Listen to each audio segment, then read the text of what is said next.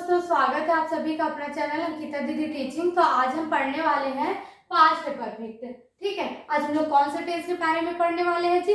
Past perfect tense के बारे में पढ़ने वाले हैं। ठीक है, तो मैंने पास्ट परफेक्ट टेंस को पिछले वीडियो में भी पढ़ा है। ठीक है, लेकिन उसमें कौन सा सेंटेंस था? अफर्मेटिव और नेगेटिव सेंटेंस था। ठीक है, और आज हम लोग पास्ट परफेक्ट का कौन सा सेंटेंस पढ़ेंगे? इंट्रोगेटिव और इंट्रोनेगेटिव सेंटेंस के बारे में पढ़ेंगे। ठीक है, तो जो पिछला वीडियो है उसका लिंक मैं इस वाले वीडियो के डिस्क्रिप्शन में डाल दूंगी। तो यदि आप लोगों ने उस वीडियो को नहीं देखा होगा तो उस वीडियो को भी क्या कर सकोगे, वॉच कर सकोगे। ठीक है, तो देखो आज हम लोग पढ़ने वाले हैं पास्ट परफेक्ट, है ना। तो पास्ट परफेक्ट का पहचान होता क्या है? चुका था, चुकी थी, चुके थे या फिर चुका था। ठीक है, ये डबल हो गया है ना। क्या होता है जी? पास्ट परफेक्ट का पहचान चुका था, चुकी थी या फिर चुके थे। मतलब किसी भी वाक्य के लास्ट में क्या आएगा? चुका था, चुकी थी या फिर चुके थे शब्द आता है तो आपका कौन सा टेंस होता है? पास्ट परफेक्ट टेंस होता है। ठीक है, अब इसका दो पहचान होता है। ठीक है, एक तो चुका था, चुकी थी या फिर चुके थे होता है। सेकंड क्या होता है? या था, ये थी, ये थे। मतलब किसी भी वाक्य के लास्ट में क्या आएगा? या था, ये थी या फिर ये थे, वो शब्द आता है तो अभी आपका क्या होगा?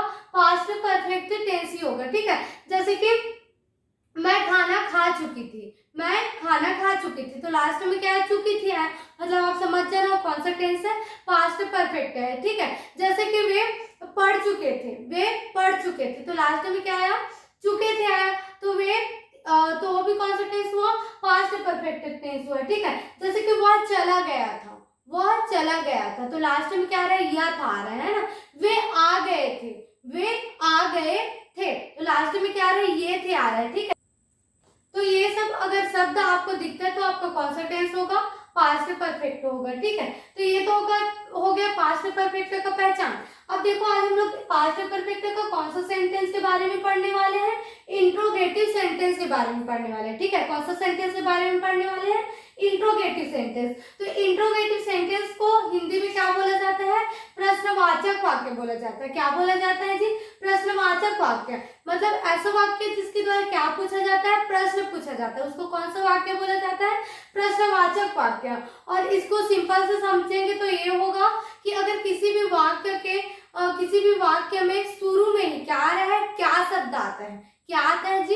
क्या शब्द आता है, तो आपका कौन सा वाक्य होता है? प्रश्नवाचक वाक्य। ठीक है, क्या तुम खाना खा चुके थे? क्या तुम खाना खा चुके थे? क्या वह जा चुका था? तो शुरू में ही आपके वाक्य के प्रारंभ में ही क्या आ रहा है? क्या शब्द आ रहा है। मतलब अगर आपके वाक्य की शुरुआत में ही क्या आएगा कि क्या शब्द आएगा तो आपको कौन सा वाक्य होगा? प्रश्नवाचक वाक्य होगा। ठीक है, तो आपका जो प्रश्नवाचक वाक्य है उसका फॉर्मूला देखो। ठीक है, जो पास्ट परफेक्ट टेंस है उसके इंट्रोगेटिव का फॉर्मूला क्या होता है? सबसे पहले हेल्पिंग वर्ब आता है। तो ये चीज तो हमेशा हर एक टेंस के इंट्रोगेट में कॉमन होता है कि इंट्रोगेटिव सेंटेंस में जो हेल्पिंग वर्ब होता है वो क्या होता है? सबसे पहले आता है। ठीक है, फिर उसके बाद क्या आता है जी? आपका सब्जेक्ट आता है। हमेशा याद रखना इंट्रोगेटिव सेंटेंस में पहले आपको हेल्पिंग वर्ब यूज करना पड़ेगा, उसके बाद आपको सब्जेक्ट लगाना पड़ेगा और सब्जेक्ट के बाद क्या आएगा? आपको वर्ब का थर्ड फॉर्म आएगा। मतलब पास्ट परफेक्ट में वर्ब का कौन सा फॉर्म लगता है? थर्ड फॉर्म लगता है। ठीक है, फिर आता है आपको ऑब्जेक्ट। आपको ऑब्जेक्ट कुछ भी हो सकता है। ठीक है, मतलब ऐसा कोई भी काम जो आपको काम करने में, मतलब ऐसा कोई भी चीज जो आपको काम करने में मदद कर रहा है तो आपका क्या होता है? ऑब्जेक्ट होता है। ठीक है, जैसे कि मैं लिख रही हूँ तो बिना मार्कर के तो लिख नहीं सकती, तो मार्कर क्या कर रहा है? मेरे को लिखने में मदद कर रहा है, तो मार्कर क्या हो जाएगा? मेरा ऑब्जेक्ट हो जाएगा। ठीक है, ये तो हो गया हमारा फॉर्मूला। ठीक है, अब इस फॉर्मूला को हम थोड़ा और डिटेल से समझेंगे, फिर इससे क्या बनाएंगे? सेंटेंस बनाएंगे। ठीक है, तो देखो जो आपका सूत्र है, ठीक है, उसको थोड़ा सा और डिटेल में समझते हैं। तो सबसे पहले आपका क्या आता है जी? हेल्पिंग वर्ब आता है। इंट्रोगेटिव में क्या आता है? Helping verb. हेल्पिंग वर्ब सामने आएगा, लेकिन पास्ट परफेक्ट में कौन सा हेल्पिंग वर्ब का यूज होता है? हैड का यूज होता है। ठीक है, तो हेल्पिंग वर्ब आपका क्या आएगा? हैड आएगा। फिर सेकंड क्या आता है? आपका सब्जेक्ट आता है। ठीक है, तो आपका सब्जेक्ट पहला क्या होता है? आई। आई मीन्स क्या होता है? मैं। यू मीन्स क्या होता है? तुम। वी मीन्स क्या होता है? हम। और दे मीन्स होता है वे। ही मीन्स होता है वह। इसका यूज किसके लिए करेंगे? लड़का के लिए। ठीक है, और सी मीन्स भी क्या होता है? वह, लेकिन इसका यूज किसके लिए करेंगे? लड़के के लिए करेंगे। ठीक है, फिर क्या है? इट। इट मीन्स क्या होता है? यह। इसका यूज किसके लिए करेंगे, निर्जीव वस्तु का निर्जीव वस्तु के लिए करेंगे। और नेम मीन्स क्या होता है, नाम, मतलब दुनिया में जितने भी नाम है वह सभी आपका क्या है, सब्जेक्ट है। ठीक है, तो आपका जितना भी सब्जेक्ट है उसके साथ कौन सा हेल्पिंग वर्ब यूज होगा, हैड यूज होगा। ठीक है, जैसे कि हम हिंदी में चुका था, चुकी थी, या फिर चुके थे, यह था, ये थी, ये थे देखकर तो पहचान जाएंगे कि पास्ट परफेक्ट है करके। लेकिन इंग्लिश में कैसे पहचानेंगे कि पास्ट परफेक्ट है करके, तो आपको अगर हेल्पिंग वर्ब क्या दिखता है, हैड दिखता है, प्लस वर्ब का थर्ड फॉर्म दिखता है, तो हमेशा याद रखना वो क्या होगा, आपका पास्ट परफेक्ट टेंस होगा। ठीक है, फिर आता है आपका सब्जेक्ट के बाद वर्ब आता है, तो पास्ट परफेक्ट में वर्ब का कौन सा फॉर्म लगता है, थर्ड फॉर्म। थर्ड फॉर्म क्या होता है, किसी भी वर्ब के लास्ट में क्या लगाना रहता है, ईडी लगाना रहता है, या फिर बहुत सारा वर्ब ऐसा होता है जिसको क्या करना पड़ता है, हमको याद करना पड़ता है। ठीक है, तो ऐसा वर्ब जिसमें ईडी लगा है वो क्या होता है, आपको वर्ब का थर्ड फॉर्म होता है। तो आपके जितने भी सब्जेक्ट है ना उसमें वर्ब का कौन सा फॉर्म लगेगा, थर्ड फॉर्म ही लगेगा। ठीक है, फिर उसके बाद आता है ऑब्जेक्ट। ऑब्जेक्ट आपका कुछ भी हो सकता है, कितना सारा कई जो एग्जांपल्स ऐसे होते हैं जहां ऑब्जेक्ट यूज होता ही नहीं है। ठीक है, तो जहां यूज करने पड़ेगा वहां ऑब्जेक्ट लगाएंगे, और जहां यूज नहीं करना पड़ेगा ऑब्जेक्ट को वहां नहीं लगाएंगे। ठीक है, तो ये क्या हो गया, आपका जो फॉर्मूला है उसका डिटेल हो गया। ठीक है, अब हम लोग इससे क्या बनाएंगे, सेंटेंस बनाएंगे। ठीक है, देखो सेंटेंस। ठीक है, क्या वे बिलासपुर जा चुके थे, क्या बोल रहे जी, क्या वे बिलासपुर जा चुके थे। तो आपको जो हिंदी सेंटेंस है उसको इंग्लिश में यदि आपको ट्रांसलेट करना है तो सबसे पहले आपको क्या पहचानना पड़ेगा, आपको टेंस की पहचान करना पड़ेगा। ठीक है,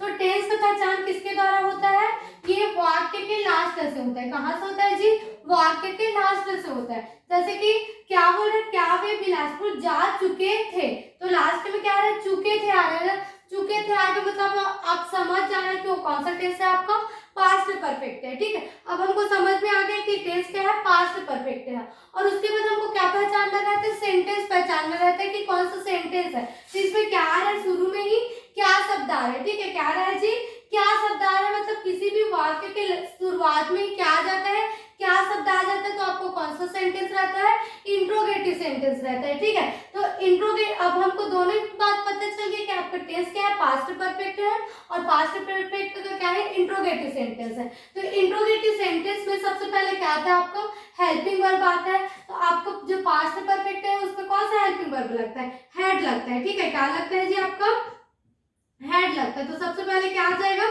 हैड आ जाएगा। ठीक है, फिर उसके बाद क्या आता है, आपका सब्जेक्ट है। तो सब्जेक्ट क्या है आपका, वे। तो वे को इंग्लिश में क्या बोलते हैं, दे बोलते हैं। ठीक है, क्या बोलते हैं जी, दे। तो आपका क्या आ गया, ये दे आ गया, हैड, दे।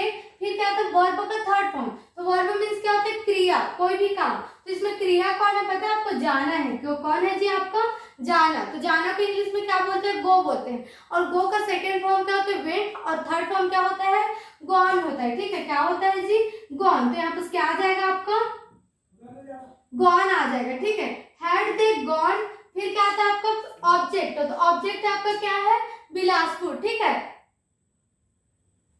क्या वे जा चुके थे, तो वे जा चुके थे, तो कहाँ जा चुके थे, बिलासपुर बोल रहे थे। तो बिलासपुर आपका क्या हो जाएगा, ऑब्जेक्ट हो जाएगा। ठीक है, बिलासपुर।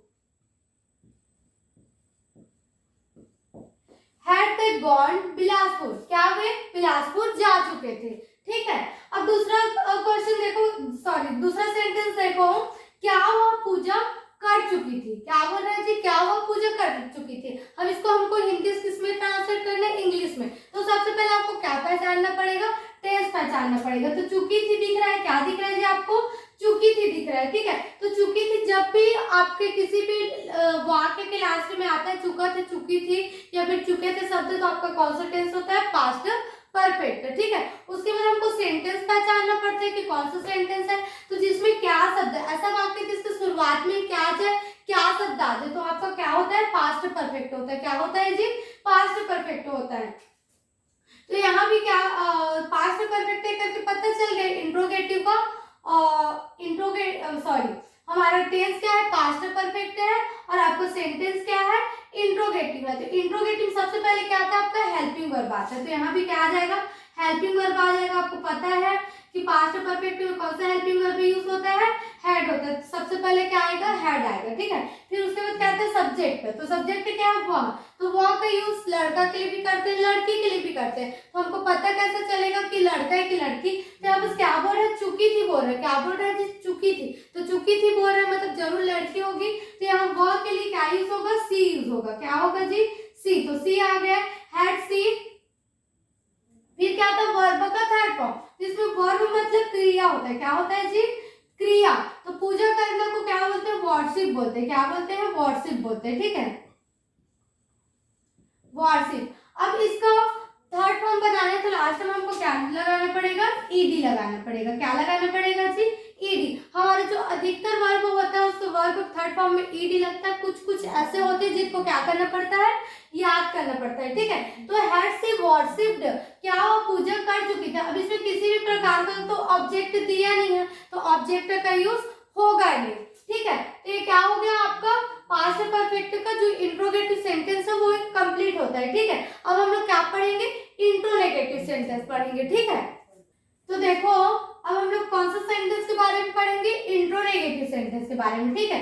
इंट्रोनेगेटिव सेंटेंस क्या होता है आपका, ऐसा वाक्य जिसमें क्या और नहीं शब्द दोनों आते हैं, ठीक है। ऐसा वाक्य जिसमें क्या तो आएगा ही, शुरू में क्या आएगा, क्या आएगा, फिर बीच में क्या आ जाएगा, क्या आ जाएगा आपका सेंटेंस का नहीं शब्द भी आएगा। मतलब ऐसा वाक्य जिसमें क्या और नहीं शब्द दोनों आता है वो आपको क्या होता है जी, प्रश्नवाचक नकारात्मक वाक्य, ठीक है। मतलब इंग्लिश में उसे क्या बोलेंगे, इंट्रोनेगेटिव सेंटेंस, और हिंदी में इसी को क्या बोलेंगे, प्रश्नवाचक नकारात्मक वाक्य। मतलब ऐसा वाक्य जिसके द्वारा क्या पूछा जा रहा है, प्रश्न तो पूछा जा रहा है लेकिन साथ में क्या जुड़ा रहेगा, नहीं भी जुड़ा रहेगा, ठीक है। तो ये क्या हो गया आपको प्रश्नवाचक नकारात्मक वाक्य, ठीक है। तो इसका सूत्र क्या होता है, तो देखो जैसे इंट्रोगेटिव में हेल्पिंग वर्ब क्या हो रहा था, सबसे पहले आ रहा था ना, सेम वैसे ही इंट्रोनेगेटिव में भी हमेशा हेल्पिंग वर्ब कहाँ आता है जी, आपको सामने आता है, ठीक है। तो हेल्पिंग वर्ब क्या हो जाएगा, आपका सामने आ जाएगा।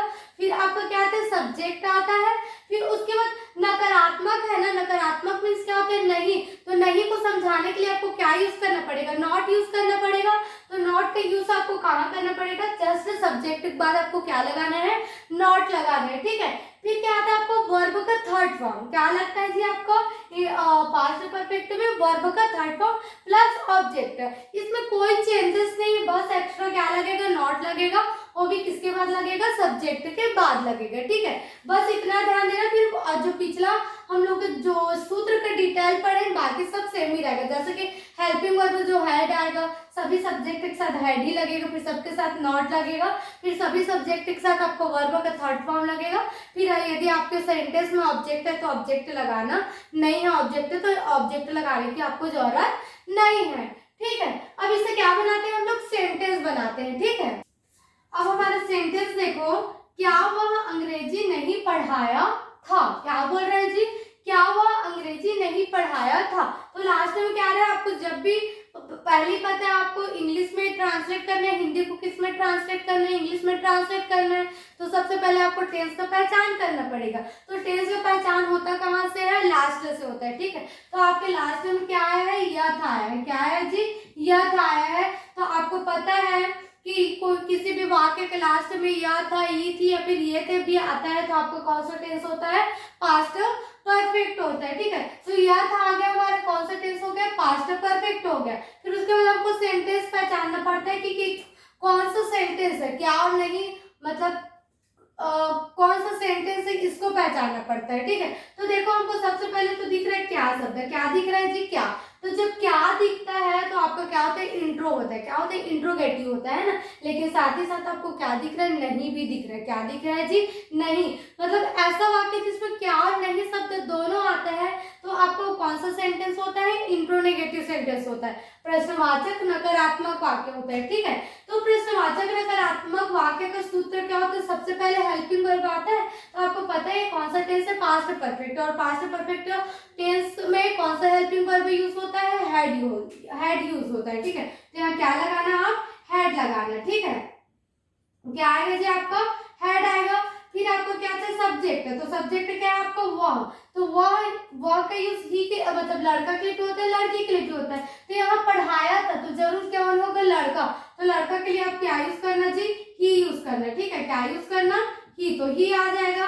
हैड ही, फिर क्या आता है आपका नॉट आता है, तो आपको क्या लगा देना है, नॉट लगा देना है, ठीक है। तो क्या आ जाएगा, नॉट। हैड ही नॉट, फिर क्या आता है, वर्ब। तो वर्ब क्या है, पढ़ाना। पढ़ाना को क्या बोलते हैं, टीच बोलते हैं। क्या बोलते हैं जी, टीच। लेकिन टीच का थर्ड फॉर्म क्या होता है पता है आपको, टॉट होता है। क्या होता है जी, टॉट होता है। TAUGHT क्या होगा, टॉट। तो टीच का हमेशा वर्ब का थर्ड फॉर्म क्या होता है, taught. Had he not taught, और फिर आता है आपको ऑब्जेक्ट, वो क्या नहीं पढ़ाया था, अंग्रेजी। तो अंग्रेजी को क्या बोलेंगे, इंग्लिश बोलेंगे, ठीक है। क्या बोलेंगे जी, आपका इंग्लिश बोलेंगे, ठीक है, इंग्लिश। तो ये क्या हो गया, क्या हुआ, अंग्रेजी नहीं पढ़ाया था, तो इंग्लिश में आप कैसे बोलोगे, had he not taught English. क्या हुआ, अंग्रेजी नहीं पढ़ाया था, ठीक है। तो ये आपको जो पास्ट परफेक्ट है, तो इंट्रोनेगेटिव सेंटेंस है, वो भी क्या होता है, कंप्लीट होता है। तो जो आपका ये जो पास्ट परफेक्ट टेंस है, उसका जो इंट्रोनेगेटिव सेंटेंस था, वो भी आज कंप्लीट हो गया, ठीक है। अब नेक्स्ट वीडियो में हम पास्ट परफेक्ट कंटिन्यूअस टेंस के बारे में पढ़ेंगे, ठीक है। अगर आपको टॉपिक समझ में आया, वीडियो समझ में आया, तो वीडियो को लाइक कीजिएगा, चैनल को सब्सक्राइब कीजिएगा, और अपने दोस्तों में भी शेयर कीजिएगा, ठीक है। Thank you.